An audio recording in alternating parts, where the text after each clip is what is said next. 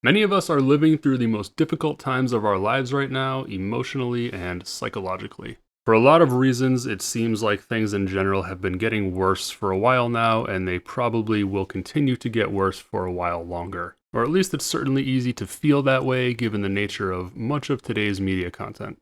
Arnold Schwarzenegger thinks we should be doing better.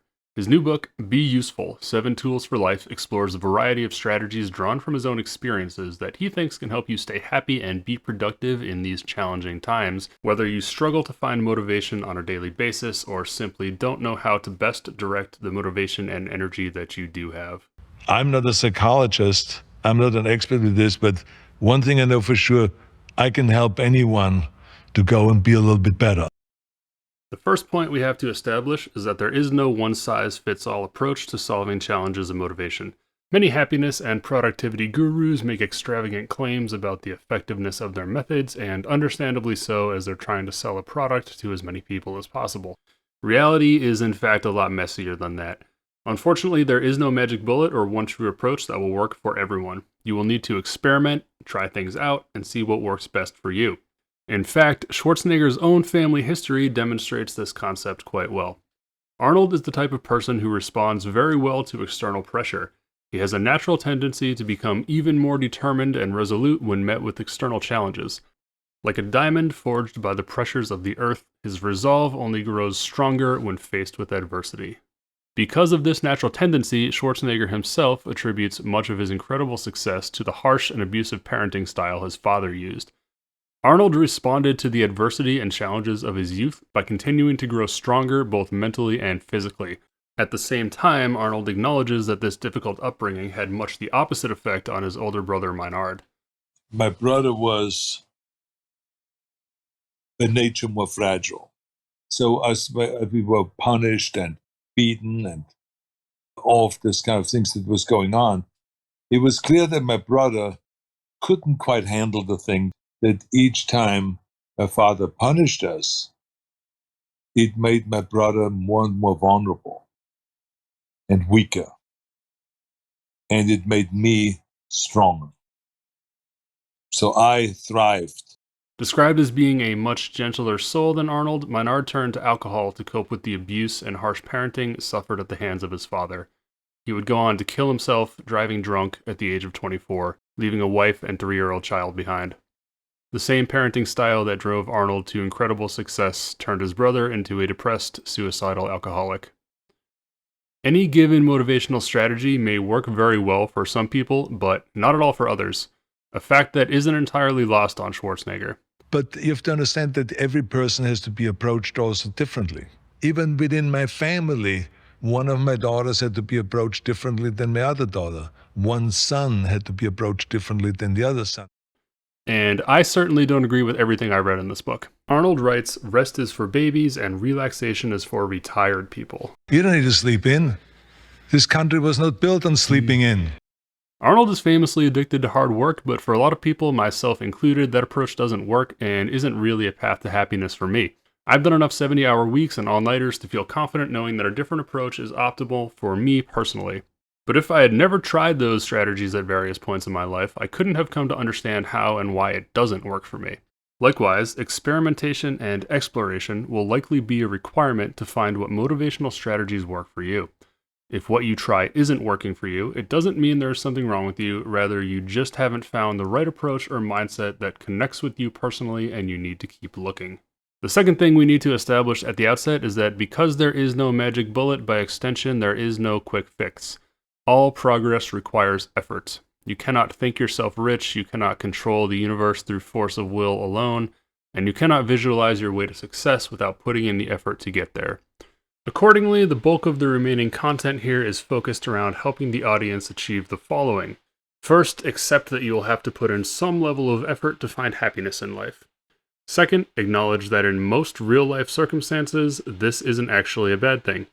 Third, develop the tools and mindset that make the process fulfilling and bearable or even enjoyable. While I share in Arnold's hope that the ideas presented here will help some people draw closer to a mindset that helps you thrive, I encourage you to try these concepts out and see if they work for you. And if they don't, drop them and move on to something else. 1. Start by having a clear vision, a picture of what you want your life to look like and a plan for how to get there. In order to build it, you have to really see it. Have a true, concrete, well-defined vision of what you want to accomplish. This means daydream. Let yourself get carried away. Get lost in the details of how it would feel to enjoy the fruits of your labor, to experience your successes and accomplishments. Allow yourself to envision what you're wearing, what you're doing, what you're saying, who you're with, how it feels emotionally. Get lost in your own fantasy because that's the first step to creating a new reality. The power of visualization is well documented across a number of fields, and skill in visualization is likewise correlated with success across a number of different pursuits, from athletics to surgery to business strategy. It is okay for your vision to begin as just a fuzzy outline. Visualization is a skill that, like all others, takes time to develop, and not everyone is fortunate enough to have even any idea of what they actually want to do with their life. If you're having trouble getting started with visualization, start by making space for inspiration. Turn off the computer, turn off your phone, and spend some time alone with your thoughts. Schwarzenegger recommends taking a walk, but it can be anything that gives you time and quiet to think. Riding a chairlift, riding the bus, during your workout at the gym, on a hike or a long bike ride, or a bath. This process may not always be comfortable, but it is a necessary part of moving forward. So this is why I think that I made that kind of the rule number one is, visualize. And I always compare it to that you can have the best airplane in the world with the most advanced pilot. But if he doesn't know where to go, he's just going to fly around until it crashes. And that's what happens to you in life. If you don't know where you want to go and who you want to be, you eventually just float around and you eventually crash. And that's why a lot of people are unhappy. And once you do have a vision in mind, get rid of it. Tear it down, start over again, and this time think even bigger, because there is no reason not to go bigger. If you only ever set out to achieve small things, the greater accomplishments are automatically out of reach from the get-go. Being in the general ballpark of a loftier goal is often better than successfully accomplishing a much smaller goal. And this doesn't mean that if you want to get started with investing, for example, that you necessarily have to set a goal to become the next Warren Buffett or the richest man on earth. But it does mean that instead of setting a simple goal like I would like to learn to invest, or I would like to make money investing, or even I would like to supplement my income by investing, you should set a goal like I would like to make enough money investing to retire early and never have to work again. If you're starting your own company, the goal doesn't need to be something like become the next Amazon or make more money than Bill Gates, but it should be something like become the highest rated and most reliable plumbing company in my region, not something basic like make a profit or avoid going under. Schwarzenegger's belief here is that by thinking too small, you are doing yourself the disservice of not living up to your full potential and shutting the door on a number of future opportunities for no reason. As Conan himself would tell you, it's not enough to just get by in life. What you really want to aim for is to crush your enemies, see them driven before you, and to hear the lamentation of their women. That is good. 2. Accept that hard work is necessary, and that's not a bad thing. Once you've established your vision, you are then of course faced with the challenge of finding the motivation to work towards whatever it is you visualized. This is an incredibly tricky problem that warrants not just its own video, but probably multiple series of videos exploring the issue, and it's beyond the scope of what I can properly address here. In my opinion, Schwarzenegger also falls a bit short in this regard, as he is an extremely future-focused person who seems to have always loved the grind and struggles to relate to people who don't. So this section is a mixture of his own ideas as interpreted by myself, someone who decidedly doesn't love the grind and thinks the idea of never having to work another day in my life is wildly appealing. The solutions presented here are far from perfect, but I hope they can be valuable to others as they have been to me. The goal here is simply to move a bit closer to accepting the viewpoint that maybe having to work isn't actually such a bad thing after all. So let's start by examining the alternative, which is not having to work. In many ways, Arnold presents the idea that it is not the destination that brings happiness, but the journey. Even if you're the type of person for whom having zero responsibilities and no reason to work sounds amazing, the reality of life is that there's very little chance you're ever going to get to that point without putting in some serious work up front. And there's solid evidence suggesting that even if you do get handed that lifestyle, for example by winning the lottery or inheriting generational wealth, there are going to be some serious drawbacks. First of all, you wouldn't necessarily be happier. Individuals born into wealthy families have higher rates of depression, suicide, and alcohol and drug abuse. Well, the children of wealthy people are a case study in how not having enough friction can destroy a life. True statement. I mean, I could list off prominent names in the press, but those are actually the least interesting. What's probably more interesting as an example is all the ones we don't hear about because we never hear about them. Right. There's also plenty of research showing lottery winners tend to eventually wind up less happy than they were before they won. I bought the ticket, and now he's trying to lie and say I said split. I'm taking him to court. I'm getting my lawyer tomorrow. Second, there's solid evidence that you wouldn't be well equipped to handle that wealth once you have it. Most lottery winners wind up losing their wealth in under a decade, and again, there's plenty of work exploring this phenomenon. Some even go on to say that winning the lottery was the worst thing that ever happened to them. The obvious argument against this position is, but I wouldn't be like that. I would make better decisions and be perfectly happy in that position. And I understand the allure of this argument because for a long time I thought that way too. First, you have to keep in mind that if you were born a trust fund baby, you wouldn't be you anymore. You wouldn't have had all of the experiences that would allow you to succeed and thrive as a wealthy individual. In fact, it's highly probable you'd be a spoiled little dipshit who doesn't know how to act or make good decisions. Sure, there's a chance you could win the lottery or get $1 million inheritance as a wise old 30-year-old and not fall into the traps there. And while that very well may be true for some people, it also might be completely false. Successfully managing millions of dollars may not be the walk in the park you imagine. There are legions of unscrupulous individuals who make a living attempting to separate wealthy people from their money, and that is doubly true for the suddenly wealthy.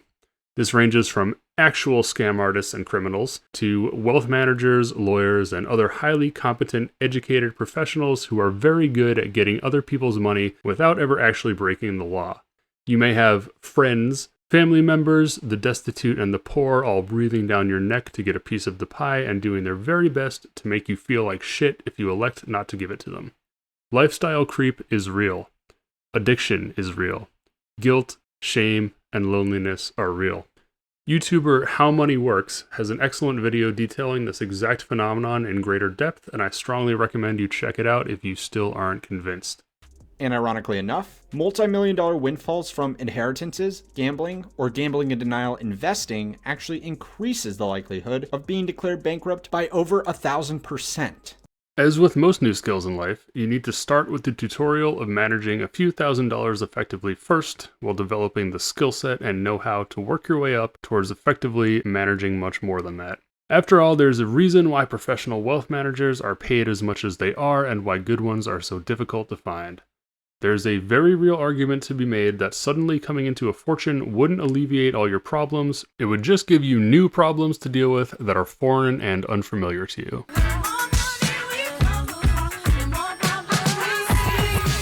And even if you were to avoid all these traps and common mistakes, there's a good chance you would grow stagnant, bored, and unfulfilled. How long can you hang around doing nothing before you look back on your life and feel like it was time wasted? 5 years? 10 years? 20? If you want another way to look at this, ask yourself who's likely to be happier. A wealthy person who's never had to work, or a person of moderate means who finds contentedness and fulfillment in the work that they do? If you've been paying attention so far, the answer should be obvious. All of this is factually true, but if it also sounds a bit like a consolation prize or a rationalization, that's because it largely is. It's a point of view that, while correct, can also be fairly difficult to accept, but if you manage to accept these truths, it can go a long way towards helping you feel a bit happier in your situation. The key points are these. Statistically, you are much more likely to be happy and successful in the long term when you have worked to earn what you have, as opposed to having it handed to you. And that wealth alone rarely leads to happiness if it is not accompanied by the growth and personal development that it took to earn that wealth.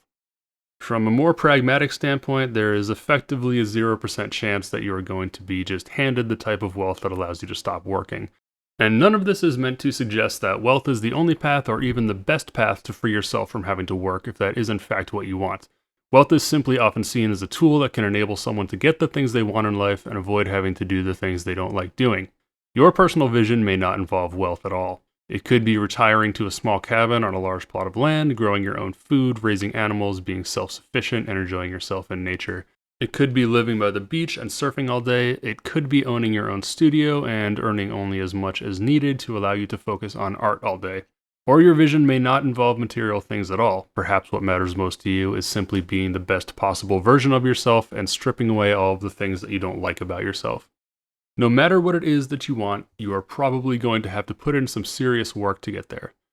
So if you're going to have to work hard anyways, you may as well take some comfort in the fact that the alternative isn't necessarily better, as appealing as it might seem, and accept the reality that hard work is not only unavoidable, but also the most straightforward path to a happy life. That way you can start focusing on making the process as bearable as possible, if not enjoyable. And keep in mind that the alternative to doing something is doing nothing, which often feels even worse. 3. Pain must mean something. And this is what bridges the gap between seeing and doing. If you can accept the fact that you are going to have to work hard to get most of what you want out of life, visualization can serve as the tool that makes the process bearable. It is what gives meaning to the pain of effort so that you can endure the strain of pushing yourself to grow. It is what enabled Schwarzenegger to become so obsessed with fulfilling his long-term vision that he grew to even love the work that got him there. Arnold writes, "Enduring pain for no reason is not just difficult, it's stupid. I can bear any pain so long as it has meaning." Pain needs to have meaning to you for it to become bearable. Seeing himself as Mr. Olympia allowed Schwarzenegger to grow to love every hour he spent in the gym working towards that goal. Seeing himself as a leading man in Hollywood is what enabled him to love the countless hours he spent learning how to be an actor. Seeing himself as a person adored and revered for making his community better is what enabled him to enjoy the grind of getting elected governor and deal with the politics and bureaucracy of California's government in an effective way. Pain is the price you pay for accomplishment. If you aren't going through discomfort, you aren't working hard enough. Pain must mean something, but you need to decide what it means to you. You have to do something, for a while anyways. Visualizing creating financial freedom for yourself so you have your days free to do whatever you want is perfectly fine as long as you're able to follow up in a real, tangible way that actually moves you closer to that goal. You do not need to start with finding work that you love. Moving from, "I hate working and don't want to do it," to, "This work is bearable because I know it's bringing me closer to my long-term goals in life," is an enormous improvement. Questionable work ethic aside, from personal experience, very rarely in life have I visualized something that I wanted, that was important to me, worked very hard to get it, and then afterwards decided that it really wasn't worth the effort and I should have just spent all that time playing video games instead. Even if an outcome like this seems bad at face value, the silver lining is that you have learned an incredibly valuable lesson from it, and thus have grown as a person and become better equipped to make better decisions in the future that will make you happier in the long run. There's a biblical proverb. I think it says like, there is profit in all labor. And that means that even if the thing that you're working on right now doesn't amount to the outcome that you expected that it would, it doesn't mean that you don't become better through doing it. That's why since that moment where I lost everything, and then I was able to make more in the next 12 months, I realized that no work is wasted because I am the output of the work, not the outcome. And that was one of the biggest frame shifts for me in never thinking that work is wasted. If this isn't an experience you have had personally, then I recommend you try it and see how it feels. Try it, you'll like it. So I tried it. Thought I was gonna die. It won't be that painful, I promise. The next challenge we have to deal with is that visualization alone isn't worth very much unless you start taking real, tangible steps towards accomplishing what you visualize. And if that sounds insurmountable, keep listening. The remainder of the content focuses on Arnold's tools and techniques to work towards what's important to you as effectively as possible. People have this idea, the law of attraction, the secret, they talk about manifesting, which is total bullshit, right? You have the vision, and then you have to get to work. You have to make it a reality. Absolutely. Just thinking about it, having the vision, yeah, if you don't believe you can do it, you're not going to be able to do it. But just because you believe you can do it, that's not enough. You have to do the fucking work. You have to do a lot of work. A lot of work. You're absolutely correct. There is no substitute for doing. You need to get the reps in. Schwarzenegger has excelled in many different domains. He would often jump right into new things with the confidence that he could learn what he needed to, when he needed to keep making progress. Not only could he do this, it was also the best way to learn new things quickly. If you want to get stronger, you can't just think and read about getting stronger. You have to actually get in the gym and start doing reps. If you want to learn about investing, you need to start investing. You don't need to be a millionaire, $1,000 will do. If you want to get healthy, you have to get in the gym, on the bike, or on the track. You don't need the perfect plan. Any increase in activity and healthy behavior starts moving you closer to where you want to be. If you want to write a screenplay but don't know where to start, just start.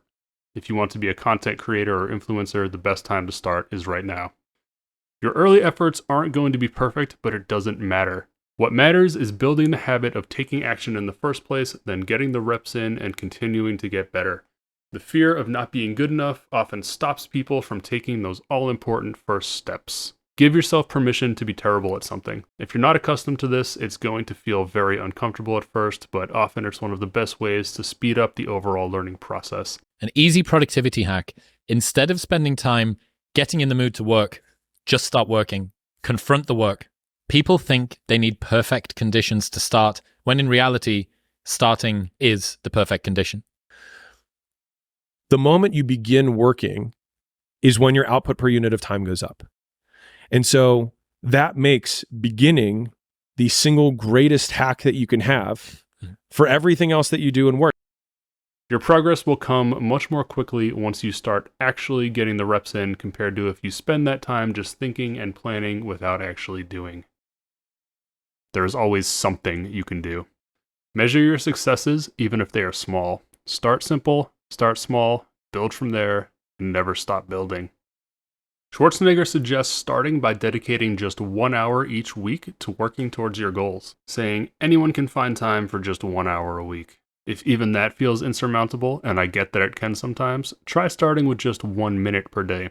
This should be manageable for nearly anyone, and I bet that once you get started, you'll want to keep at it for a while longer. Often the first step is the hardest by orders of magnitude, but as Schwarzenegger notes, progress is energizing. Change doesn't happen overnight. You start small and you build. Once the habits of a successful hour are in place, you can start planning for days, weeks, months, and years. Arnold's philosophy is that there is no use dwelling on the negatives. When a botched heart surgery ruined his body, Arnold didn't sue the doctors or the hospital. He chose to instead dwell on what he could do to recover. On day 1 of his recovery, all he could do was stand up and try to breathe without coughing. On day 2, he could walk around his bed with a walker. By day 6, he could make it to the end of the hall without help. Day 30 was his first day back in the gym. He used no weight. The next day, he lifted 20 pounds. This is a man who squatted 600 pounds for reps and bench pressed 525, who for many years was considered the fittest, most badass man on the planet by the general public, and here he was quietly celebrating his accomplishment of lifting 20 pounds. Almost dying can certainly change your perspective, but his attitude remained unchanged. Negative thinking drags you down. Dwell on the positives, or at least the things that you can control. Energy spent dwelling on negatives you can't control is often wasted energy, which is not to say you shouldn't acknowledge and be aware of the evils of the modern world. There is certainly a real value towards thinking about these things. But allowing negative thinking to consume all of your waking thoughts often does more harm than good, as it detracts from the energy and effort that could be directed towards actually making things better. Dwelling on climate change or what corporations or your political enemies are doing isn't entirely wasted energy, but often it's not actually very valuable either unless you're going to get up and actually do something about it. Focusing on what you can do is often a vastly better use of your time and mental energy. You can't address everything that is wrong with the world because no one can. What you can do is ensure that the talents and energy you do have are directed in a useful way, rather than towards an internal cycle of negativity that offers no real-world value and only ruins your mood and productivity. And I can say from firsthand experience that excessively dwelling on these negative things outside of your control that you have no intention of actually doing anything about is one of the quickest ways to turn yourself into a bitter, unhappy, unproductive person that no one outside your own infantile little echo chamber wants to associate with. Be a doer, not a whiner. Schwarzenegger presents a rule. No complaining until you've attempted a fix. If you aren't trying to fix it, it can't really be that important. If you are someone who tends to fixate excessively on all of the things you don't like in the world, try taking a break from that thought pattern for a while. Turn off social media, corporate news, and partisan influencers, and see if you can fill a bit of that space with positive thinking and productivity. Political scientist David Pakman recently addressed this issue quite poignantly. Okay, we vote every 2 years or every 4 years in our local elections, et cetera. And then we think about politics all the time. But what are you actually going to do about the kids starving in this country and the nuclear buildup in that country? It's okay. If everybody refocused their attention on their immediate communities, and that could mean any number, it could mean the town or city you live in, or it might mean an athletic club or whatever. If everybody, this time they spent on political hobbyism, they moved somewhere else, then our communities would just be that much better because you can actually affect change in a much more tangible way locally. Ignore negativity. Understand that at first your vision will be yours alone. There will always be people who tell you you can't, who want to convince you to stop believing in your dreams and stop believing in yourself. People who try to do something new are almost always met with some sort of external resistance. Most people don't like change, and they don't want to deal with someone who is trying to shake things up and deviate from the way things have always been done. They might see it as a burden, or they might be the type of people who would rather fixate on negatives, complain, and do nothing, which is most people. Or they see your effort as a reminder or a spotlight of their own inadequacy and shortcomings. Then there are the people who mean well and tell you not to try something difficult because they don't want to see you fail. These are the people who would tell you not to start your own company, just stay in the safe job even though you hate it. They are going to have the data on how most business ventures fail, how most aspiring actors, artists, and athletes never make it big, and how it's way too late in life for you to even think about changing your career. In many ways, these people can be just as damaging as the outright haters, but ultimately it falls to you to decide which risks are worth it. For many people, the risk of failing is worse than the pain of never having tried at all, but this is exactly the mindset that keeps so many people trapped in situations where they're barely content and certainly not fulfilled. Don't listen to people who have never done what you're trying to do. People are not going to like it when you disregard their objections, and you need to get comfortable ignoring them. There's an important distinction to be made here in that this doesn't mean you should ignore well-thought-out criticisms or well-intentioned objections to your ideas. It remains vitally important to consider other points of view and acknowledge when your own way of thinking isn't working or needs improvement. But it does mean you should get comfortable ignoring those who detract just for the sake of tearing someone else down without offering something of value to help you get better. Likewise, there are times when risks really do outweigh the rewards, and you shouldn't forge ahead blindly when people who care about you are presenting realistic concerns.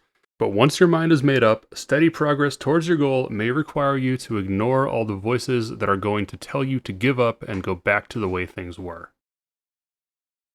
Curiosity is a superpower. Never stop learning. Returning to the topic of genuine criticism, Schwarzenegger in fact strongly encourages you to learn from as many people as possible. He notes that most successful people want to talk to genuine, like-minded people who want to learn.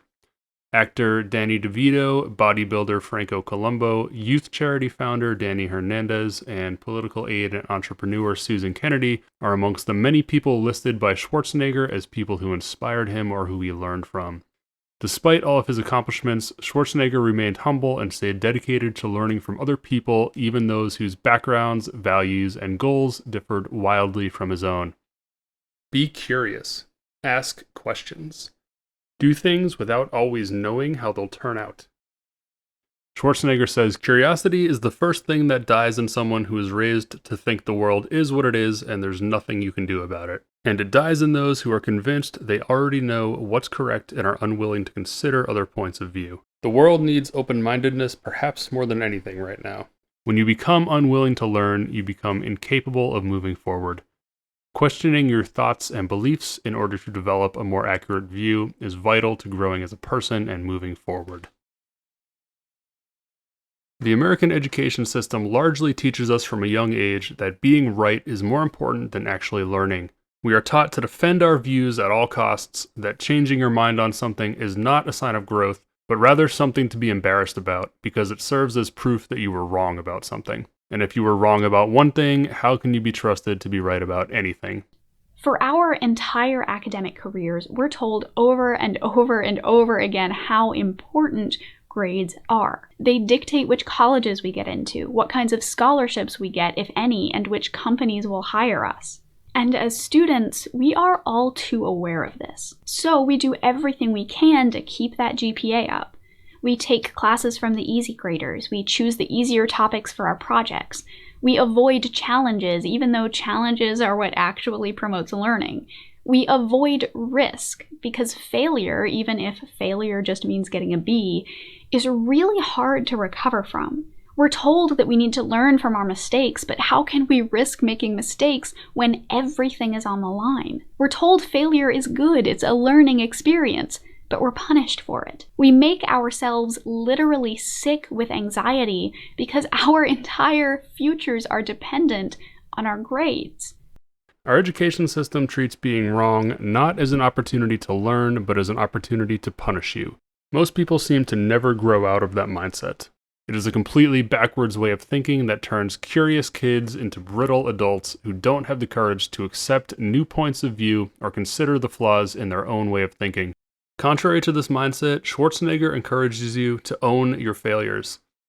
For many of us that grew up under this style of education, reframing failure from a sign of personal weakness to a positive and productive experience is an enormous shift in thinking, but one that Schwarzenegger believes is invaluable to growth and improvement. You will fail, and that's fine. Failing means you pushed yourself to do something beyond the edge of your abilities. If you are trying to grow and do new things, failure is inevitable. Owning your failures means acknowledging openly and honestly to yourself why you failed and what you can do about it. If you don't own your failures, learn from them, and use them as motivation, you are never going to get better. Every failure is an opportunity to improve. If you make excuses or rationalize why things aren't going your way, you are never going to move forward. You will endlessly encounter the same obstacles that hold you back, and you will continue to be incapable of surmounting them. Try something new and give yourself permission to fail. When you do fail, try to avoid seeing it as something negative about yourself, and instead see it as simply an indication that you still have more to learn, and as a signpost pointing you in the direction you need to go to keep growing. 8. Give back. Giving something back is rewarding, it's addicting, it opens new doors and opportunities, and you'll be glad you did it. Research shows that the hormonal cascade of helping another person resembles that of working out, having sex, or hugging a person you care about. And often, the good you do comes back to you. A track record of service can help you draw support from others when you need it most. You don't need a grand plan, you don't need to sacrifice nights and weekends or a portion of your paycheck when it's already taking all you've got just to get by on your own. You don't even need a special skill set.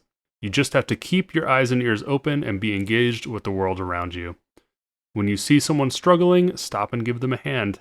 It might feel uncomfortable at first, but there is no growth without discomfort. Regardless of who you are, there is some skill you have developed that you can share with others who have less experience than you, or some struggle you have survived that can serve as a source of hope for others going through the same thing. Even taking the time to express genuine happiness for the accomplishments of others can go a long way in a world with far too much animosity and not enough brotherhood.